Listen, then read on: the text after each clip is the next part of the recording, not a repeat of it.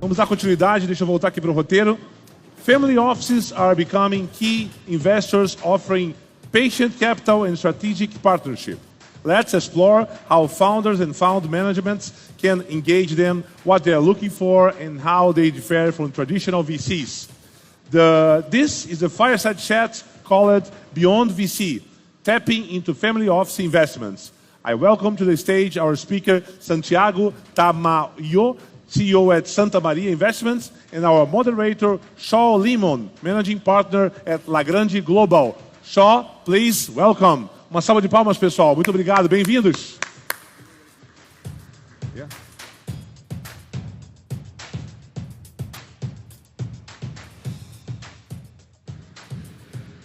Hi, Santiago. It's great to see you. Great to see you too, Shawn. For context, both of us actually live in Bogota, Colombia, but I'm a Texan.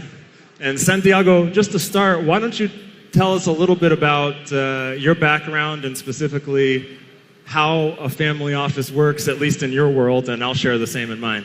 Yeah, sure. Thank you so much for the question, Shawn. I think it's very important that founders and people really understand how family office look at venture capital. So a family office is a private institution or vehicle of diversifying investments from a family that has a legacy business, maybe in manufacturing, in industry, in agriculture, which is our case, and then decides to invest in other areas, in other industries, aside from their business. And we also manage not only the wealth, but the tax, legal, and those type of things for the family. And the main thing is building legacy that continues generation through generation. And in your case, it's just your family. Yes, so you have two types of family offices, single family offices and multi-family offices. In Santa Maria's case, it's a single family office. And in my case, I manage money for several families, 5 families specifically, and similar in terms of the model in some ways, but different in the sense that each family is relatively young. So most of my clients are the second generation in their 40s, 50s, and also have to take care of all the tax and legal. But my mandate primarily is on the investment side. Speaking of investments, which is why we're here, to start, given that your family's been around in Colombia and has been investing for a long time, how do you think about the time horizon on your investments, short-term opportunities, long-term opportunities? What's the overall mindset for your investments? So, Shawn, we really try to balance our portfolio and have short-time investments. We do it like a double track and a double lens, and when we invest, and we basically look for cash flow opportunities in the short term that's going to bring us revenue, continuous revenue, and then we are looking for those bold ideas in the long play, and that's what VC really is for us. Just looking at founders and in industries that can really be disruptive and change the game for the region. Yeah, and for us, it's interesting. We generally have a very long-term perspective, which can cause some frustration for some founders. But all of our families, or at least our job, is to think about the kids and grandkids of our families. And so that means we're looking at a minimum of a 10-year time frame, sometimes 20, 30 years, depending upon the nature of the investment. And if you're a startup, for instance, maybe someone in the room, how does someone approach Santa Maria or a family office, figure out who they are, what kind of things they're investing in? What does that look like? Well, as you mentioned, every family is its own thing. I mean, not every family. First, we're going to start by industry. So every industry works differently. So every family has its own rules, its own world. So that's where the first piece of advice that I have for founders. I mean, we finance a lot of the founders that are working in our industries and are looking to leap forward and bring forward ideas to our industries. So please approach us because we're financiers and we're natural financiers of the VC space. And if you're like in seed stage where you're someone you can go to and really boost your startup, and we'll provide access, we'll provide funding, and we'll provide infrastructure for you guys to thrive. So the ways to really do it is just be active in the space. In the case of Santa Maria, we don't usually follow FOMO rules. We're dumb money, but we're not that dumb money. So we try to really go for opportunities that are gonna be important for the industries that we work in, which in our case is real estate and agriculture, some finance, so of course fintech, and really understand the thesis of the family. If the family is in manufacturing and you're a startup that works in manufacturing, you really have a strong case for looking for funding in this example of a family. So understand who you're speaking with, understand the audience you're speaking to, understand what the family office is looking forward, and another key thing, what generation or what stage in the generation, like chronology, is the family in? Is it a first, second, third, or fourth generation? Because the thinking is really different if you're talking to a patriarch or if you're talking to someone that is in the third or fourth generation. But Santa Maria specifically, do you invest, I'll just say, in all of Latin America? How do you all think about countries that you invest in? And then also the other side of that question is, you mentioned early stage, but what does that actually mean? Kind of what are you looking for there? Okay, so I'll speak to Santa Maria itself. Santa Maria's sweet spot is seed stage startups, although we also are LPs in a lot of early stage funds. For Santa Maria, where we really stand is industries in which the base of the population is really affected. In Santa Maria, we try to look at founders that are really disruptive and being disruptive in these stages that are going to make the living of the region itself really good. We're agnostic in industry. We invest in the whole of Latin America. We understand really well every single flavor of seed. So early seed, late seed, and pre-series A, that's gonna be like our sweet spot. And we always try to invest in the stage the startup is gonna take the most value out of us. So if you're too big of a startup, we're just a check for you. We wanna really help the founders that are starting out, need connections, need funding, and are basically around seed stage of development.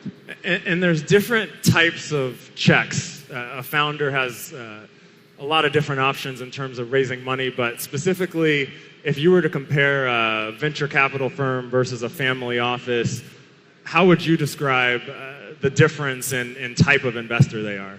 Well, the main thing is we're patient capital. We're not looking to return a fund. We're not looking to not necessarily make that big bet that you need. We're really trying to look at the opportunities to leapfrog into technology-wise our main business. So you'll have two things that a lot of VCs maybe don't have. Maybe they do, maybe they don't. And is access to your industry, access to contact in your industries. You have maybe even a buyer for your startup, thinking about an exit in posterity, in the future. And we're not looking for you guys to sell your position quick, to exit really quick, because we're patient capital. We're here to stay, and we want to make sure that you're disruptive and you're bringing something to the table and to industry that is different. That's different. Yeah, I'll touch on that same point. Is for us probably the biggest frustration that any startup in the room would have talking to us is it's a long process. I think the fastest we've gotten our capital back from an investment is 8 or 9 years, which also means that when we're looking at any potential opportunity, be it a startup or other business, our process is just slower. We're going to be married to this founder for a long time, most likely, and in the best of circumstances, and if all works out, we're looking at 7, 8, 9, 10 years as a partner minimum. Yes. With the business. And so, although we're not super intense on our diligence process, it's not like we don't ask for every detail. The process itself is very slow. As we were talking earlier, and from the time of an initial conversation to maybe an investment with someone could be at minimum it's 6 months, minimum 6 months. Probably at least a year or more before we actually wrote a check. I don't know if it's the same on your end. Yes, I mean, my advice there for founders is to start their relationship. Eventually, if you're in pre-seed and you start the relationship with a family office, it's true that maybe it will take some time, but then the right fit for a check is usually seed and pre-seed. So you'll be in the relationship, you'll get to know the people, you'll have this the type of deep relationship that is necessary for you to have a partner that will last you for 10 years. And then what the family offices also bring to the table is really good connections in the subsequent rounds. Because most family offices that do VC well are also LPs in bigger funds. So you're gonna get a really good deal. You're going to bring a family office that's working in your industry, so you're going to get a lot out of that. And then you'll get the connections if the family office is an LP in other bigger funds, and that will bring you investors to your funds. And it's just a holistic way to see funding for startups. No, I think that's a great point as well. Is most or many, I'll say, family offices are LPs in a lot of funds as well, and for us, if you already have some form of venture funding, in a way that, at least for us, is a seal of approval that says, okay, well, this company has done diligence, done their homework, understands the process, and maybe you're ready to take the next step versus, I don't want to say someone off the street, but someone we don't know as well, maybe new to the fundraising game, which it is in a lot of ways, and can be a little bit tougher to actually write a check from our end if they haven't been through the venture process. Yes, I mean, it's a vetting process, right? Yeah. Due diligence is different for every family, but it's a process that is hard. It's hard for families to really understand how to do it. So when you got that seal of approval, it definitely helps the conversation. I want to shift gears a little bit. One of my favorite topics in the investment world is structuring deals. In the venture capital world, often you've got SAFE, convertible note, some form of equity, and that's kind of it. Do you think about different deal structures, either debt, something more creative? We've done revenue-based financing many a time before. How do you structure your deals and think about the actual type of investment, not just the dollar amount? Yes, that's very important. I think we in Santa Maria strive to build around the founder. Whatever the founder really needs, if it's a SAFE, if it's a structured debt, if it's venture debt, whatever the founder needs to really bring the next level to the company, that's where we want to be. So the conversation is really open. We're not like a close-knit, we don't have a close-knit mentality. We try to really work for the founder because in the end, more than the dollar amount, more than that the SAFE is constructed in a way that is harder for you to have a problem, a legal problem or whatever, is building something that is really works for the founder, that doesn't like make a problem for their cap table, make a problem with their own partners, and actually helps them build towards the future. So we understand our role as family, as we're one of the earlier financial actors in a founder's life cycle, right? So you don't want to be like, you don't want to just put them in a box that they can't get out of. So building around what the companies and the founders' needs are is one of our main things. No, that's interesting. For us, one of the things for us, just as our families are concerned, my biggest question for any investment always is how we're going to get our money back. And one of the ways that we can do that is through structuring. So love debt instruments in a lot of ways, love revenue-based financing in different ways. I'd be honest, I hate safes for a variety of reasons. They're very complicated, I think, from an investor standpoint. But we've, for better or for worse, had deals that have fallen apart, unfortunately, because the structure for us is equally as important as the actual startup or opportunity that we're looking at. And if it's an early stage business, and sometimes you might invest earlier than we do, there is really limited structuring that one can do. We're just trying to get this company to the next stage. But as you move down subsequent rounds, there's a lot more flexibility in terms of deal terms that, at least for us, are very important, where for others, just kind of depends. I mean, at the end of the game, what you're looking for is great companies that can thrive. And eventually, of course, if the fundamentals are there, you'll get your money back because you're backing great founders. So that's the main thing that we look for. It's just backing great founders. And then when we find the founder that we want to support, because if they're a great founder, they'll know that the relationship is going to be long, as you said. So no one's trying to just get the better of each other. We're just trying to build something that is next level and really disruptive in the future. So it works. And different topic, but how do you think big picture about missions, values? A lot of investment funds, many of whom are here today, have very strong mission-focused theses. How do you all think about that at Santa Maria? We're not money, getting back your money is important. We're in the legacy building business. That's what we're really after.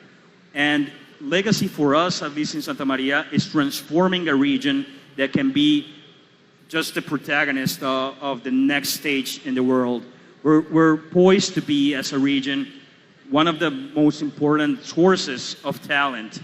So I think Santa Maria's, one of the ways of thinking about it is just creating the legacy and supporting the right founders that really bring change to a region. LATAM is great in so many aspects that we really have to take the main stage and take the most of the opportunities. And hopefully families are part of that change. If you see how technology is changing and how big the companies are in Southeast Asia, in Europe, in North America, it's time for Latin America to also enjoy that shift in the type of company that is the biggest. And families and founders can look for a way to work with each other to get there, and that the money eventually stays here in the region and funds more of the innovation that's happening. That's what we're looking for. No, I think it's great. And then for someone who says, all right, well, I want to explore this family office avenue further for fundraising, how would they reach out? Not necessarily to you specifically, but general tip as we close. Yeah, if you're wondering who funds your VCs, the VCs that you admire, some of the people that fund VCs are family offices. So if you already have a VC investor, ask them who their LPs are. Probably you're going to find some names there. There's a lot of family offices, networks.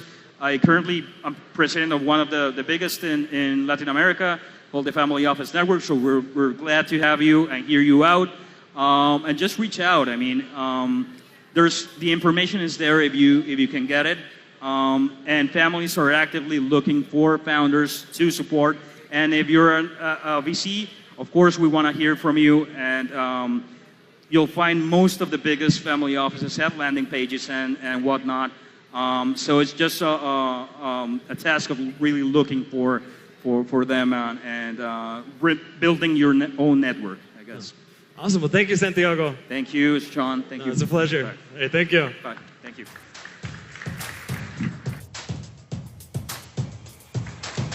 Thank you very much. Thank you very much.